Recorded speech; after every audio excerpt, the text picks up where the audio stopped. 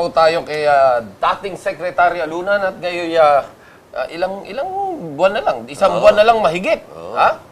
Maaari na natin siyang tawaging Senator Raffy Alunan. Sana. Sana. Nakilala po kayo noong panahon ng ating Pangulong FBR na pinaka-brainchild nung Oplan paglalansag, yung pagdurog dyan sa mga private armies. Ngayon ho, nako, mukhang lumaki, lalong dumami.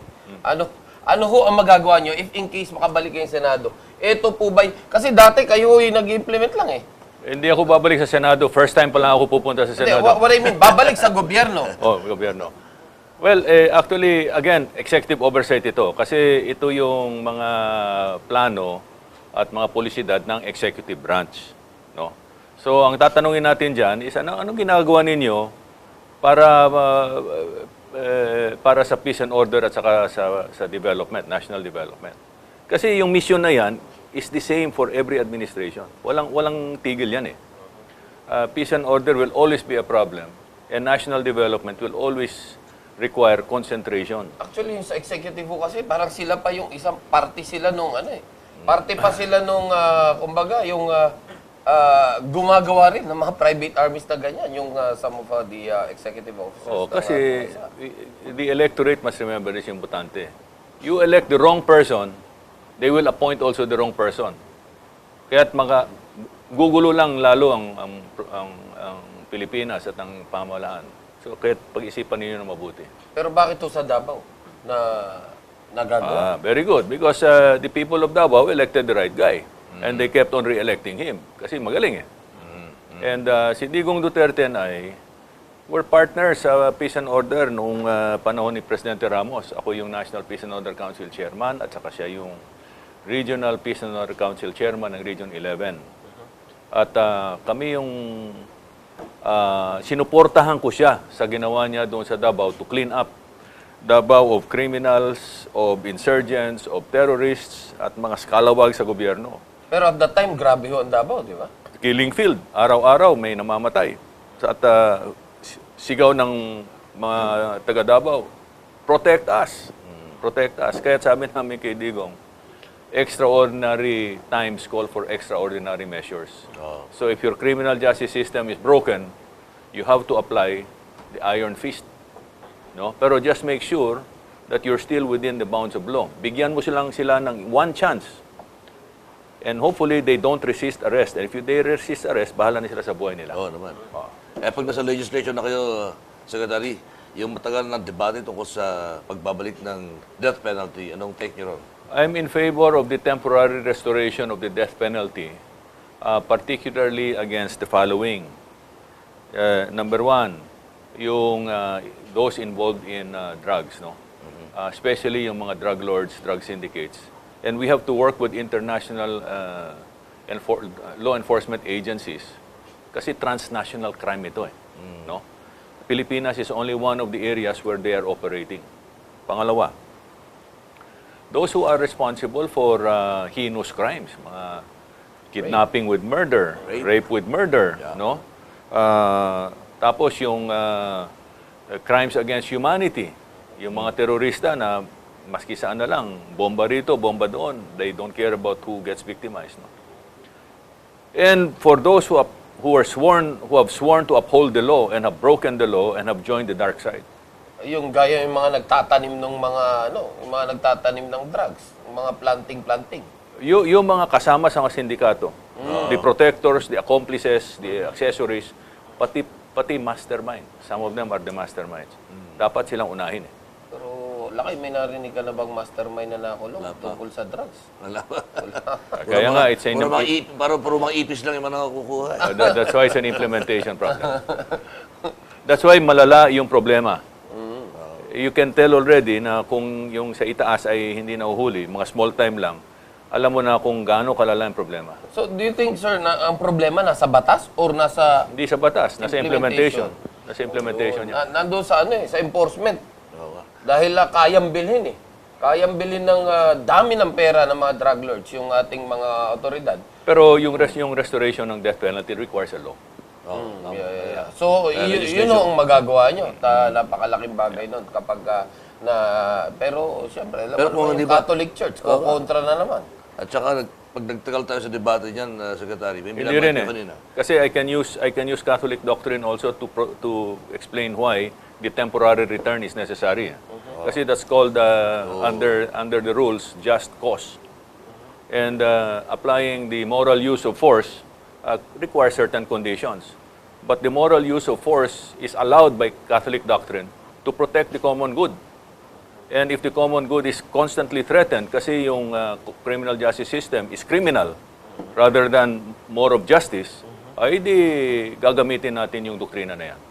Yan din ba yung sinasabi ni Digong, Secretary? Yes. Na kung kinakailangan pumatay ka, papatay ka, pero Nandun sa batas, sa batas. may nasang-ayon sa batas. Ganito lang, ang sinasabi ni Digong, I'm giving you fair warning and only one chance. Take that chance, otherwise you're dead. Ganun lang yan.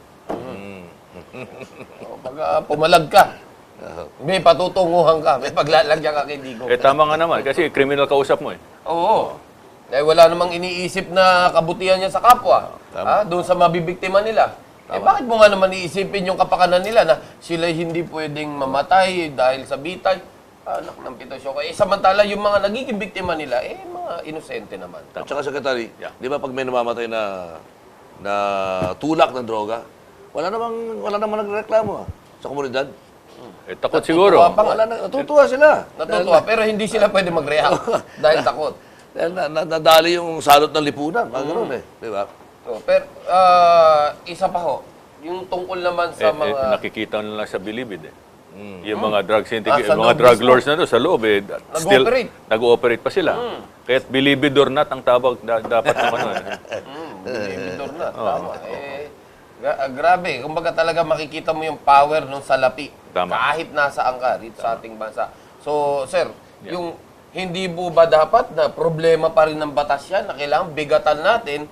Gaya niyan, ano nakalusot sa bilibid yan? Siguro kung meron tayong batas na nagsasabing, ito po yan, pwede kang makulong ng habang buhay kapag ikaw ay isang jail guard na pumayag na ipasok sa loob yung mga ganyang epektos. Sabi ko nga kanina, hindi isali sila sa death penalty. Oh, di ba? Yun yung nakikita ko nga pwedeng ilagay sa batas para tumino itong mga to, yung mga pulis na nagbibigay ng proteksyon mismo ron sa mga illegalista. Di ba? At sila pa mismo yung gaya naman dito sa mga smuggling, di ba? Bureau of Customs na nagbibigay mismo ng proteksyon diyan sa mga smugglers. Di ba? Wala, hindi ho, iikot at iikot, ganun at ganun din ang mangyari kung sakali yung hindi natin bibigatan yung batas laban Kaya ang dyan. ang malaking problema natin, kultura. Dahil sa nangunguna lagi yung sarili bago yung bayan, kaya't lumalawak yung katiwalian.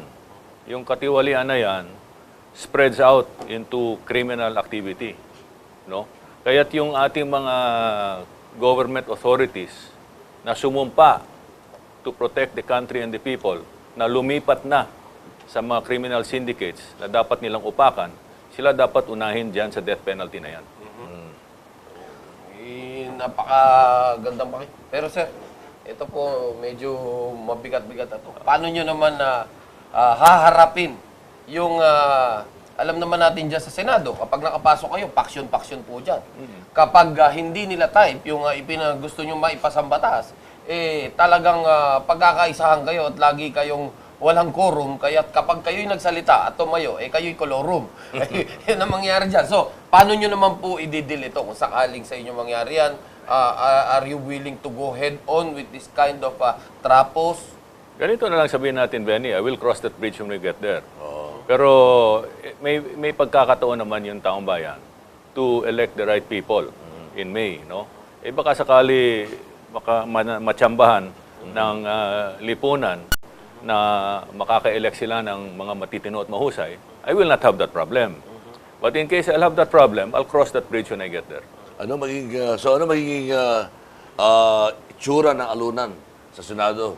Fiscalizer o paano? Paano yung describe sa sarili niyo, Secretary? Basta kakampi ng bayan. Yun din yata sa pamphlet nyo, iba? Kakampi ng bayan. Kakampi ng bayan, di ba? kalaban ng mga gahaman, di ba? Yan ang kailangan nating iboto pagkarating sa Senado. Well, sir, medyo maikli ang oras natin. Siguro, sir, maibigay nyo ang inyong mensahe sa ating mga viewers para naman malaman nila kung sino talaga si Raffy Luna na hindi lang gandang lalaki, kundi kung ano yung nilalaman ng inyong puso. Okay, well, una-una sa mga nakakilala sa akin pero hindi pa alam na ako ay tumatakbo sa Senado, ako po ay isang kandidato sa darating na halalan. So huwag niyo pong kalimutan at paki-share na rin yung kinalaman ninyo sa inyong mga circles of friends, relatives, neighbors, no? At saka mga sa community ninyo. Sa mga kabataan naman na hindi pa nakakilala sa akin, ako yung dating kalihim ng turismo at DILG nung panahon ni Presidente Cory at Presidente FBR. Ako'y naglingkod na sa inyo, pero hindi pa kayo pinanganak noon at that time. Pero marami na malawak yung aking karanasan, ang aking experience sa national issues, kagaya ng peace and order, terrorism, poverty reduction, yung kontra sa katiwalian. Wala na akong ginawa sa 7 taon na yon nung ako'y naglingkod sa inyo. Linaban ko araw-araw, taon-taon ang katiwalian sa loob ng aking kagawaran at sa labas.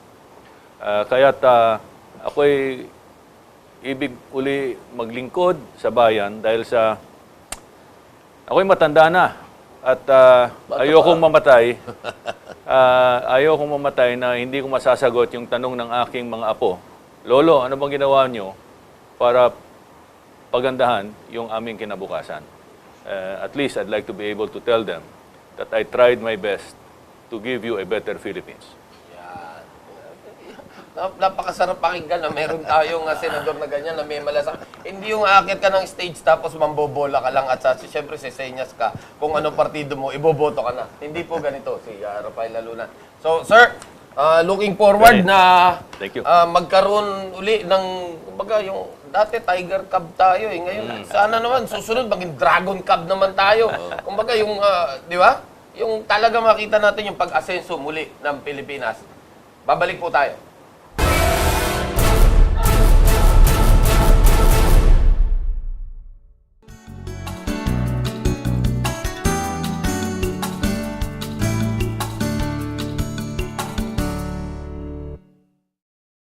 Dahil sa pamumulitika, ang serbisyo publiko ay napeperwisyo. Ang relief goods, pinabayaan lang, mabulok sa warehouse. Nasaan ang malasakit dito?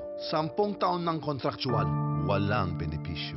Nabaon sa utang ang magsasaka dahil pati ang patubig kailangan pang bayaran. Nasaan ang malasakit dito? Tigilan na ang pamumulitika. Ang kailangan natin ay malasakit. Ako po si Martin Romualdez. Ang kailangan ng Pilipino ay malasakit, hindi pamumulitika. Going up? Robust. Astig to. Wanna ride? Robust. Astig to. Wanna come in? Robust. Astig to. Robust. Astig to. Robust. Astig to. Robust. Astig to. Made by ATC Healthcare, your trusted life ally. Mahalagang paalala, ang Robust ay hindi gamot at hindi dapat gamiting panggamot sa anumang uri ng sakit.